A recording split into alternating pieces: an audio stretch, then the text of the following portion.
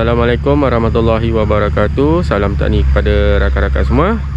Saya doakan agar kawan-kawan dalam keadaan sihat selalu, berada dalam rahmat Allah dan dipermudahkan segala urusan. Baiklah, aktiviti pada pagi ni vlog di ladang limau Bali. Hari ni ada rakan sekerja saya, dia buat pemangkasan bagi tanaman limau Bali yang agak lama tidak membuat pemangkasan.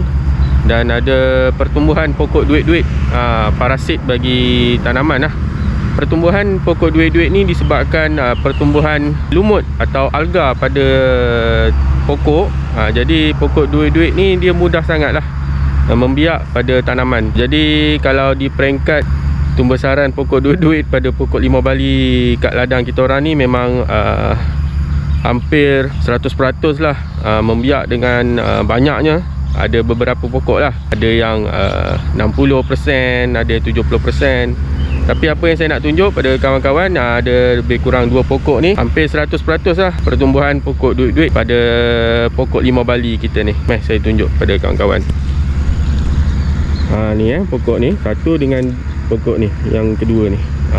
Pokok duit-duit ni merupakan parasit pada tanaman lah. Memang kalau ikut kepada kaedah tanaman, pokok duit-duit ni merupakan pokok yang akan menompang pada pokok kita. Dan dia tak baik lah dan tak elok untuk tanaman kita. Minta maaf kalau kawan-kawan dengar bunyi bising, sebab kita ada staff yang mesin rumput guna jentera berat. Kalau dah macam ni memang teruk lah sampai ke atas. Saya ada tanya pada kawan saya di ibu pejabat, bahagian racun dan juga bahagian tanaman ni lah, yang mana untuk kawalan pokok duit-duit ni dia tak ada kaedah semburan racun ke apa, tak ada.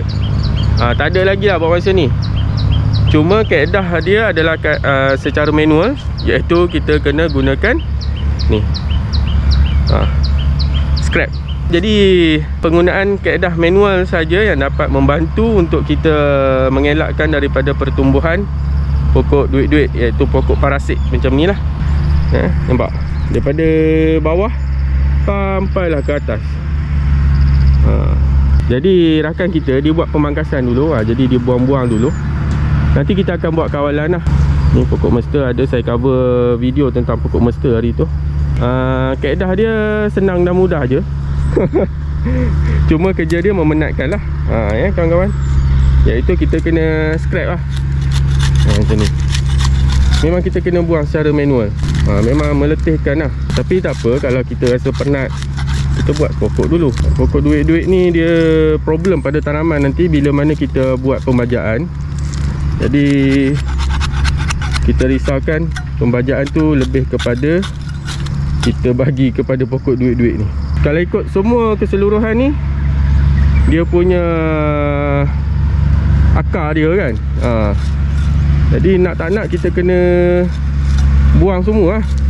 Kalau ada pertumbuhan alga pada batang pokok, jadi pokok duit-duit ni dia mudah membiak lah. Ada beberapa faktor lah yang saya baca macam mana alga ni atau lumut ni boleh membiak. Yang pertama adalah kita kerap atau selalu menggunakan baja folia pada tanaman kita. Jadi tak digalakkan lah. Boleh tapi dengan kadar yang sesuai lah. Jangan selalu kita gunakan baja folia. Yang kedua adalah disebabkan kelembapan, faktor kelembapan yang tinggi yang memudahkan pertumbuhan pokok duit-duit ni. Lepas tu yang ketiga adalah kita tidak melakukan penjagaan pada tanaman kita. Kita tak buat pemangkasan. Jadi memudahkanlah pembiakan pokok duit-duit ni. Kalau dah macam ni keadaan dia, memang memakan masa lah untuk kita pulihkan pokok ni. Kita nak buang pokok duit-duit ni kan, makan masa lah. Tapi tak apa, kita buat slow-slow lah, sikit-sikit. Kalau kita buat sehari satu pokok, boleh habis. Ni scraper ni saya baru beli tadi kat kedai hardware ni. Okey, saya sambung dulu buat kerja. Dan kalau ada apa-apa info nanti saya beritahu lah. Okey kawan-kawan, saya dah kikis sebahagian pokok duit-duit ni pada tanaman limau Bali kita ni. Saya kikis bahagian bawah dulu. Yang atas tu memang tak sampai lah. Kalau sampai-sampai pun dia punya habuk kayu tu percik kat mata, pedih kak. Jadi saya kikis bahagian bawah ni dulu. Okey, apa yang saya nak kongsikan dengan kawan-kawan yang boleh saya sampaikan. Masa saya kikis tadi, saya nampak pertumbuhan pokok duit-duit atau juga lumut pada tanaman kita ni. Dia banyak tumbuh di bahagian celah-celah ni, celah-celah dahan ni. Sini, ni celah ni, batang ni. Lepas tu dekat bahagian macam berlekuk macam ni. Dan juga di dahan yang macam ada tunggul ni. Dia kalau ikut sini ada pokok, ada dahan, tapi kat sini tak ada. Jadi banyak lumut atau alga tu dia tumbuh dekat sini. Jadi apa yang saya boleh kongsikan, saya boleh sampaikan pada kawan-kawan, yang mana pemangkasan bagi tanaman adalah sangat penting ya kawan-kawan. Kalau kita tak nak ada pertumbuhan lumut atau alga pada celah tiap dahan ni, kita kena pangkas satu. Kalau boleh pangkas sikit-sikit dulu untuk elakkan daripada pokok stres. Lagi satu, kalau boleh jangan simpan dahan atau batang yang dah tak ada tumbesaran. Macam ni lah sebagai contoh. Kalau ikut yang ini elok, ada dahan, ada yang hidup, tapi yang ini dah reput. Jadi kalau boleh elakkan daripada kita simpan dahan yang macam ni. Sebagai contoh, kalau kita dah buat pemangkasan, kita cat dulu atau kita sapu rawatan tree dressing untuk elakkan daripada pertumbuhan kulat, dan akhir sekali pokok ni, dahan ni tak berfungsi, dia mati.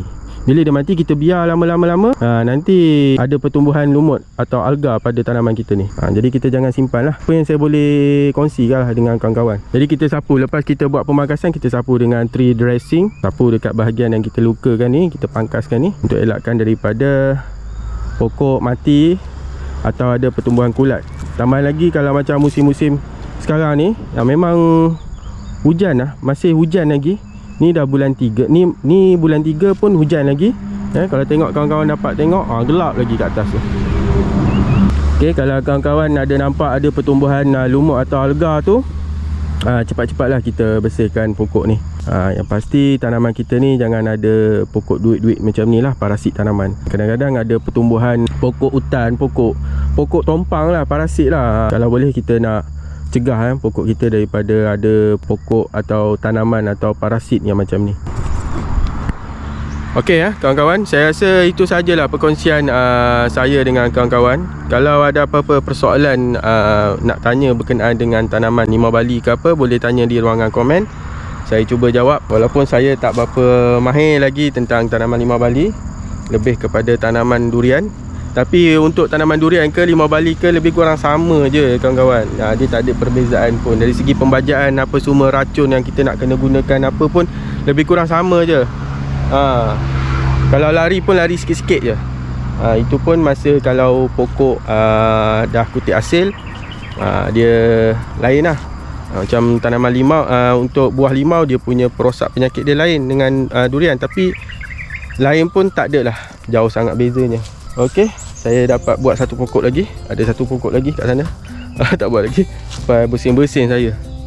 Sebab abuk kan. Ni pun dah pakai mask pun masih masuk juga abuk tu. Macam ni bawah ni saya tak ada kikis lagi ni. Dia kikis macam ni je lah kawan-kawan. Dia senang kikis daripada atas ke bawah. Kalau daripada bawah ke atas payahlah. Nampak celah-celah macam ni. Celah-celah macam ni lah yang mudah sangat lumut ni tumbuh. Kalau kita biar lama-lama, jadi macam ni lah. Kalau kita tak buat pencegahan awal, kita tak rawat awal, dia jadi membiak. Punyalah banyak satu pokok tu. Yang saya nampak 1-2 pokok ni je lah. Yang lain-lain tu nampak ada tapi kurang lah sikit. Saya tengok tadi banyak anai-anai jugalah. Dia duduk dalam lumut tu, dalam tanah tu kan. Sebab dia bawa tanah tu naik ke atas, anai-anai ni. Nampak tu pun ada anai-anai putih-putih. Sebab kita tak boleh buang dekat bahagian bawah je pokok duit-duit ni. Sebab pokok duit-duit ni dia punya sistem pembiakan dia ni, pada setiap batang lembut dia tu ada akar. Jadi memang nak tidak, memang kita kena buang semua lah. Ni banyak anak-anak ni, dalam tanah ni banyak anak-anak. Jadi saya kena buat rawatan jugalah. Kita buat satu persatu. Macam ni pokok ni tadi saya cover tadi kan. Ni pun tak buat lagi. Tengok, macam ni dalam ni kan, ada lubang ni. Dia mudah sangat hidup. Apa ni, pokok duit-duit tu. Jadi pada kawan-kawan, kalau ada lubang macam ni, elakkan simpan lah. Nak elok, lagi mudah, di peringkat awal kita dah buat pemangkasan. Jangan kita simpan-simpan lagi lah dahan yang macam tu. Ni kalau macam ni dahan yang dah reput, dah tak ada apa fungsi dah, kita kena pangkas lah, kita kena buang. Kawan-kawan, saya rasa tak ada apa kot saya nak cover lagi berkenaan dengan parasit tanaman ni. Itu sajalah perkongsian daripada saya untuk video kali ni. Kalau ada apa-apa persoalan boleh tanya di ruangan komen di bawah. Jumpa lagi. Assalamualaikum warahmatullahi wabarakatuh. Bye bye. Ciao.